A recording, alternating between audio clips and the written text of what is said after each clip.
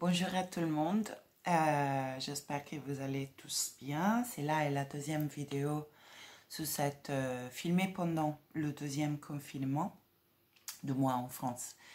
Je voulais vous partager un petit peu de réflexion que c'est, de prise de conscience que c'est dessiné ce matin pour moi, pas pour vous raconter vraiment ma vie, ça serait pas de grand intérêt, plutôt pour ouvrir des pistes de réflexion et voilà, de prise de conscience. Donc prenez comme toujours juste ce qui vous parle. Ce matin, j'ai vu que pendant le 2020, donc particulièrement à partir du premier confinement, quelque chose de l'ordre de l'attention au corps a trouvé beaucoup plus d'espace d'existence dans ma vie. Donc j'ai pu me reconnecter plus profondément à mon corps à travers une attention par exemple à l'alimentation. J'y ai porté de la conscience, j'ai fait des choix différents à travers la reprise d'une pratique de yoga assez constant. J'ai ressenti combien ça m'a porté de m'ancrer dans le corps et d'ouvrir voilà, des espaces de conscience à travers le mouvement. Et dans la même direction, c'était l'exploration croissante de la danse. Voilà, le premier confinement à peu près c'était une danse de 45 minutes à peu près toutes les soirs, spontanée, voilà, libre, libre et consciente, voilà, dans la mesure que je pouvais le faire. Et ça m'a apporté énormément. Et j'ai vu que c'était effectivement né dans cet temps d'arrêt, cet élan de, de, de devenir plus consciente dans ma relation au corps. Et un autre aspect, c'était avoir plus d'espace disponible intérieur et vraiment un niveau d'organisation du temps de la journée pour méditation, pour exploration intérieure, pour voyage à l'intérieur. Donc la relation à l'essence de mon être et de l'existence a été beaucoup nourrie pendant tout le 2020. Le niveau relationnel aussi, donc les relations, comme si il y était un naturel tri de superflu dans les relations. Ça veut dire il y était des relations qui sont parties et il y a des relations qui ont touché à un niveau de profondeur de la rencontre, du partage beaucoup plus important qu'avant. Une envie de toucher à une intimité émotionnelle, spirituelle, psychologique, même étreinte, beaucoup accrue. Donc un autre niveau vraiment d'échange, de partage. Et un autre niveau donc d'empathie, de confiance, de signifiance de l'échange, etc. Un autre niveau encore qui a été touché par cette disponibilité d'espace vide que le confinement a représenté pour moi, je pense pour beaucoup de nous. C'était une clarté par rapport à mon travail, à ma mission de vie, à les transmissions, quel nouveau horizon voulait s'incarner, comment reconfigurer de façon que je sens plus juste, plus alignée, plus riche, plus profonde, etc. Cette reconfiguration est encore en cours.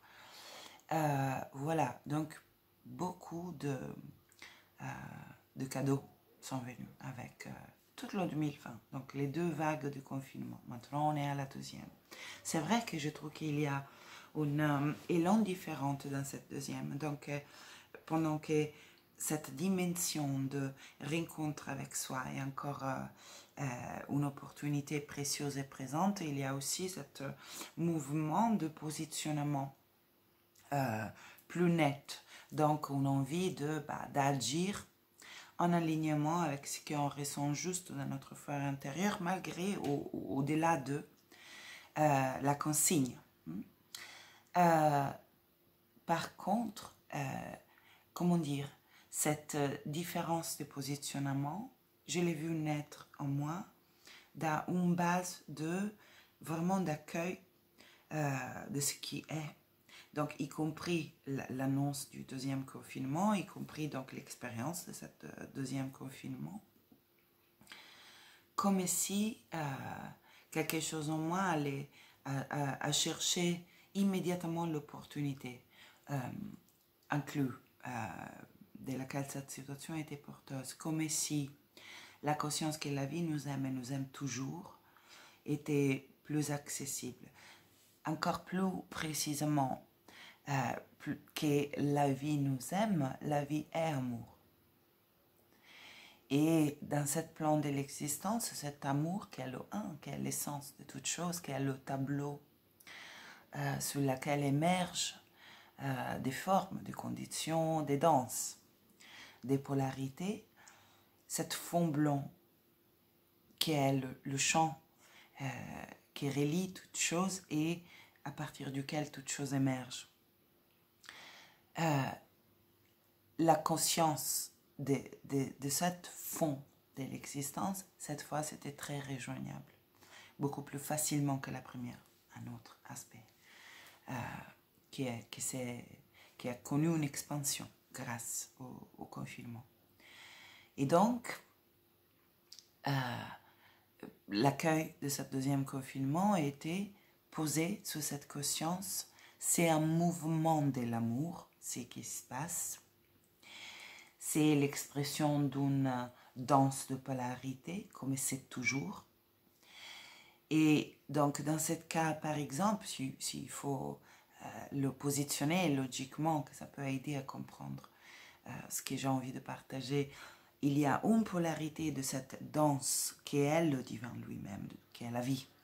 Une polarité, elle prend de la forme de les règles, les restrictions, la peur de la mort, l'existence de cet virus, toute la communication autour, les gouvernements, leurs décisions, éventuellement même le créateur d'un virus. Je ne rentre pas dans la question dans cette vidéo, ça n'est pas un positionnement par rapport à ça. Mais quand même, ça, on va dire, est l'expression d'une polarité de cette danse qui est en train de se produire, qui est la danse de la vie. Et l'autre polarité, c'est par exemple cette envie de nourrir plutôt l'amour, l'espoir, la connexion entre les êtres versus, dans l'autre polarité, le distanciement, la séparation. Et cette autre polarité est ce qui émerge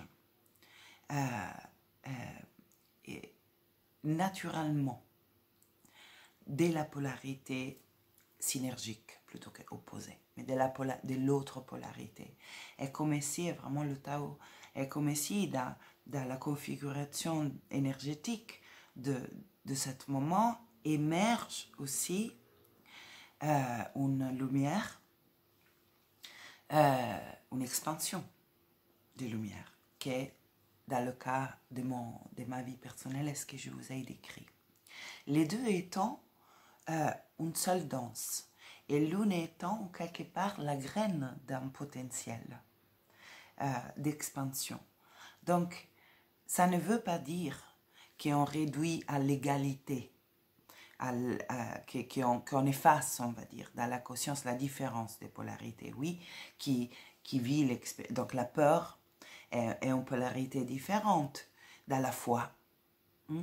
Donc, on peut en même temps nourrir la conscience de cette différence de polarité, et la saveur différente des deux polarités, sans pourtant les rendre séparés, parce qu'ils ne le sont pas, parce que le fond duquel émerge cette différence est le divin, et cette différence est l'expression du divin. La différence assure une expansion, assure une danse, assure un mouvement, et donc un potentiel d'expansion. Pourquoi je dis tout cela? Parce que quelqu'un sait que moi, je fais des choix aujourd'hui, dans ce deuxième confinement, d'action libre, on va dire, que je sens juste pour moi. Par contre, je ne me retrouve vraiment pas dans une sensation de séparation avec, par exemple, les gouvernements, avec qui aident à la peur, avec la restriction des masques, etc. Et comme si quelque chose il peut maintenir cette conscience de l'unité, valider l'expression d'une polarité et se positionner dans la polarité qu'on a envie d'incarner. Je reconnais en quelque part que c'est grâce à cette intensification de la peur que l'élan d'aller chercher la puissance de la foi est né. Et que donc les deux sont une même chose, comme la nuit et le jour, qui danse et produit une expansion. Alors que j'ai observé un mouvement de rébellion, on va dire, qui dénonce fortement qui a créé cette virus, les intentions des gouvernements derrière, les mesures de restrictions appliquées, etc. Et ma sensation, c'était que souvent, il y était vraiment des mots et ils étaient portés par une énergie de contre, de guerre, de séparation. Or, moi, je crois que c'est dommage parce qu'il y a une partie de ce qui est en train de se passer qui effectivement pointe à la séparation. C'est-à-dire, est proposée cette séparation en termes de logistique, hein, donc de ne pas se rencontrer, de ne pas se connecter, est proposée par qui vit déjà dans un paradigme de séparation. Et donc, c'est une proposition assez logique, assez cohérente. Pourtant, qui est en quête, touche à, partage une conscience d'unité, c'est dommage qu'il tombe dans le piège de la séparation en s'opposant à des ennemis en quelque part, des projetés ennemis, les gouvernements, les créateurs éventuels d'un virus, les lobbies, etc. C'est-à-dire, on tombe dans le piège du paradigme de la séparation, qui est au cœur, c'est qu'on veut transcender. On n'a pas besoin de pointer à combien sont méchants les autres pour faire un choix de dépassement de la séparation. Ça n'a rien à voir avec les autres. C'est une posture intérieure, c'est un état de conscience. Donc, certes qu'on peut utiliser des mots pour nommer des vérités cachées, certes qu'on peut utiliser les mots pour pointer à des choix qui n'en sont pas alignés, mais de quelle énergie on les anime, ces mots-là?